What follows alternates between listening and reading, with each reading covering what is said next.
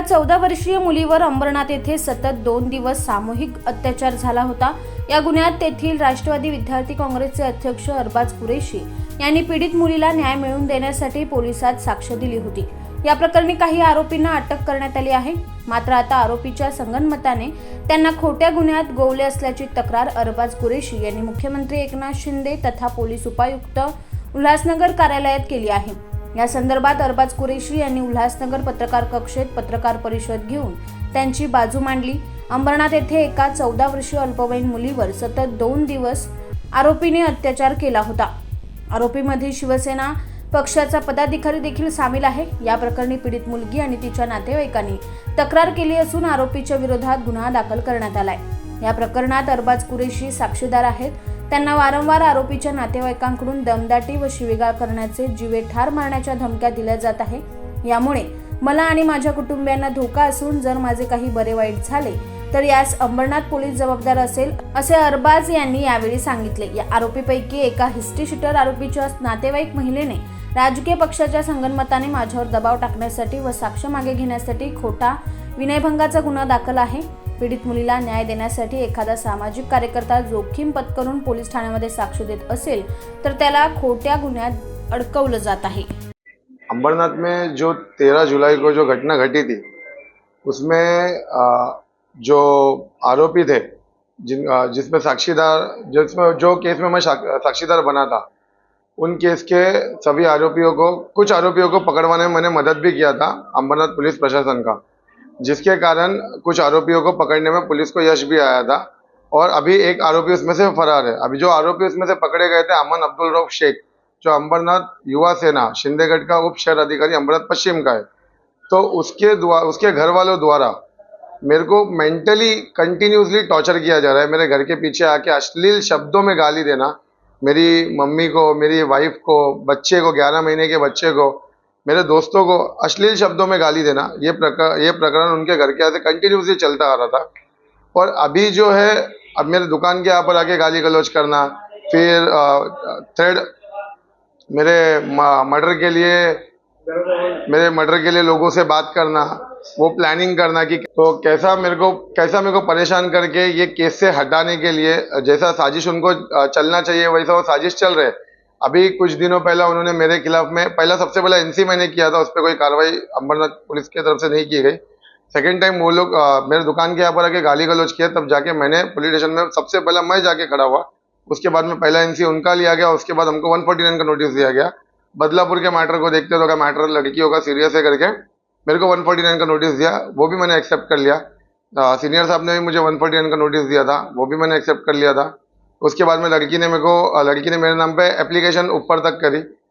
Application जब Ambernath police station में आया, मेरे को बुलाया, मैं सामने गया, उस चीज़ को ये बताया, उसके जो पुरावे थे मेरे पास वो दिया, और मैंने मेरा जवाब ढूंढाया उधर पे कि ऐसा ऐसा ये प्रकरण हुआ था, लड़की जो है झूठ अर्जी दिया है करके, तो वो चीज़ से भी मैं क्लियर हो गया। उसके बाद जब अभी कल मेरे को फ़ोन आया एक कि अंबरनाथ पुलिस स्टेशन में तेरे नाम पे गुना दाखिल करने का प्रोसीजर चल रहा है, तो मैंने इन्फॉर्मेशन निकाला जैसे, तो मेरे को पता चला कि 354 का गुना मेरे पे दाखिल हुआ है कल रात में। तो जैसे मैंने मेरे सब वरिष्ठों को बताया, सब बताया।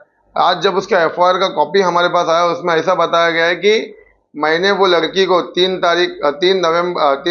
सितंबर 2024 के दोपहर में 3 बजे मैंने उसका बिग सिनेमा की तरफ हाथ पकड़ा और बोला कि तेरा हस्बैंड छोड़ा है, मैं अभी तेरे को संभालूंगा। सबसे पहली बात ये चीज़ में इन्वेस्टिगेशन होनी चाहिए थी कि वो तारीख को, वो दिन, वो टाइम पे मैं कहाँ था। मैं वहाँ पर स्पॉट पे मौजूद ही नहीं था। मैं था उल्लासनगर में 3 नंबर छत्रपति शिवाजी महाराज चौक पे आरकेटी कॉलेज की गली में। मैं कुछ सामान खरीद रहा था, उसके मेरे सीसीटीवी फुटेज जो है मैं आप लोगों को प्रोवाइड करूँगा, वो भी है। और जो खोटे केसेस है, ये जो मेरे को डेथ थ्रेट्स है, ये मेरे को कंटिन्यू, हर चीज़ के मेरे पास पुरावे हैं इन पे कोई कार्रवाई कानून की तरफ से अभी तक हुई नहीं है। जबकि इतने गंभीर मैटर में मैं विटनेस हूँ, मैं पुलिस को मदद किया कि इतना गंभीर मैटर है, इसमें मैं विटनेस बना। अब इन लोग का साजिश ये है कि मेरे को किस तरह से ये मैटर से दूर किया जाए। इसके जो पप्पा है निज़ामुद्दीन शेख, इस 307 जैसे अपराध में वो पिछले 1 साल से वांटेड है।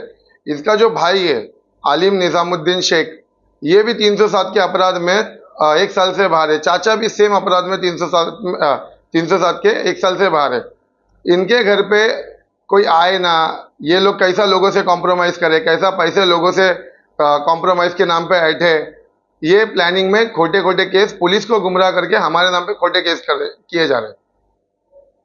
जिस लड़की ने मेरे पे आरोप लगाया है वो आरोपी की मामा की लड़की है, सगी मामा की लड़की। जॉइंट फैमिली, एक ही घर में रहते हैं ये लोग। जो रेप का आरोपी अमन अब्दुल रऊफ शेख, उसकी ये मामा की लड़की है। इस बारे में आपकी पुलिस प्रशासन के बड़े अधिकारियों से बात हुई है? मेरी ऐसी कोई बात नहीं है। मेरी वरिष्ठों की जो बात हुई है उनके आधार पे वो पुलिस के तरफ से अभी तक हमको कोई ये सहायता मिली नहीं है कि हमको हमारा क्लैरिफिकेशन देने के लिए। इसलिए हम लोग मीडिया के माध्यम से ये लोगों तक पहुंचाना चाहते हैं कि हमने वो जो टाइम पे जो गुना दाखिल किया है, वो टाइम पे हम लोग अमृत में मौजूद ही नहीं थे। ये चीज़ के लिए हमको इंक्वायरी, हमारे नाम पे इंक्वायरी होनी चाहिए थी कि आओ आप बैठो, आपका क्लैरिफिकेशन दो। ये चीज़ हमारे साथ नहीं हुआ है। अगली बार से कोई भी वुमन कार्ड का गलत इस्तेमाल ना करे, इसीलिए प्रशासन को ध्यान देना चाहिए ये चीज़ पे। अभी आपको जान का खतरा है? मेरे को 100% जान का खतरा है, क्योंकि इनके संबंध बाहर के कुछ देश से भी है। मेरे को 100% जान का खतरा इसीलिए भी है क्योंकि इनके मुंह के जो शब्द निकले हैं वो मेरे पास रिकॉर्डेड है कि ये 5 लाख में मेरा काम खत्म करवा देंगे, 3 लाख एडवांस देंगे, 2 लाख इसके मरने के बाद देंगे। ये सब चीज़ के एविडेंस मेरे पास पड़े हुए हैं। कोई राजकीय पार्श्वभूमि है? राजकीय पार्श्वभूमि है क्योंकि ये शिंदेगढ़ के जो आरोपी है वो शिंदेगढ़ का उप शहर अधिकारी है, अंबरनाथ पश्चिम का। ये मैटर को जितना हो सकता है दबाने का कोशिश जारी चल रहा है इनकी तरफ से। मैं अभी ये मैटर में फिलहाल मेरा जो मैटर है इसमें मैं अभी तक पुलिस के इसमें नहीं हूँ। अगर पुलिस मेरे को नोटिस देता है कि आप कार्रवाई के लिए सामने आओ तो मैं 100% सामने आऊँगा कि जो मेरे पास एविडेंस है वो भी उसका भी क्रॉस वेरिफिकेशन होना चाहिए। और ये लोग मेरा पॉलिटिकल इमेज खराब करने के लिए ये कुछ लोगों के साथ मिलकर चाल चल रहे हैं। 13 जुलाई 2024 के रात में जो 2 जगह पे एक लड़की के साथ अलग अलग ग्रुप के द्वारा गैंग रेप हुआ था, एक बुआपाड़ा खड़ी मशीन में और एक विमको नाका शूटिंग रेंज के सामने वाले ग्राउंड के परिसर में, जो छोटी नाबालिग बच्ची के साथ में गैंग रेप का प्रकरण हुआ था, वो केस को लेके मेरे को वो केस में मैं विटनेस होकर के मेरे को ये मैटर में दबाया जा रहा है। जानबूझ के मेरे पे खोटे केस किए जा रहे हैं, मेरे जान को भी धोखा है ये चीज़ को।